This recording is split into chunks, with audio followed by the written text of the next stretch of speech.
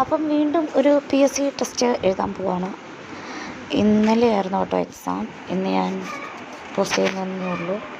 അപ്പം ഇന്നലെ 8-ാം തീയതി നവംബർ 10th ലെവൽ ഫിലിംസിൻ്റെ സെക്കൻഡ് സ്റ്റേജ് എക്സാം നടക്കുകയാണ്. ഡ്രസ്സൊക്കെ എടുത്തിട്ടു. പിന്നെ നമ്മുടെ എക്സാം ആണെങ്കിൽ മേക്കപ്പൊന്നും കുറവ് എടുക്കണ്ടെന്ന് വിചാരിച്ചു. മേക്കപ്പ് പണ്ടായിരുന്നു സെറ്റ് പരിപാടിയൊക്കെ എടുത്തു.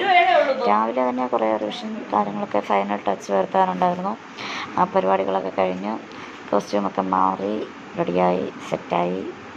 ഇപ്രാവശ്യം ഞാൻ നന്നായിട്ട് പഠിച്ചിട്ടൊന്നുമില്ല കേട്ടോ. എങ്കിലും ഇപ്പോൾ പറയാൻ പറ്റത്തില്ലല്ലോ. കൺഫർമേഷൻ കൊടുത്ത് പോയില്ലേ, പോയി എഴുതണമല്ലോ എന്ന് ചോദിച്ചിട്ടാണ് സത്യം പറഞ്ഞാൽ ഇപ്രാവശ്യം പോയി എഴുതുന്നത്. താല്പര്യത്തിനും തൃപ്തിക്കും അനുസരിച്ചൊന്നും പഠിച്ച് സെറ്റായൊന്നും വന്നില്ല. നമ്മൾ റെഡിയൊക്കെ ആയി കഴിഞ്ഞിട്ടുണ്ട്. ഇതാണ് കോസ്റ്റ്യൂം, നല്ല മഞ്ഞ കോസ്റ്റ്യൂം, കുഴപ്പമൊന്നുമില്ല. പക്ഷേ എനിക്ക് ഈ ഡ്രസ്സിൻ്റെ ആ നെഞ്ചത്തെ സംഭവം ഇഷ്ടപ്പെട്ടു കേട്ടോ.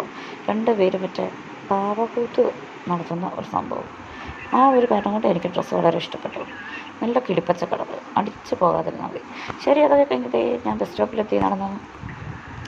ഈ ബസ് സ്റ്റോപ്പിൽ നിങ്ങളുടെ നാട്ടിൽ ഇപ്പോഴും ഇതുകൂടി സെറ്റപ്പ് ഉണ്ടോയെന്ന് പറഞ്ഞു.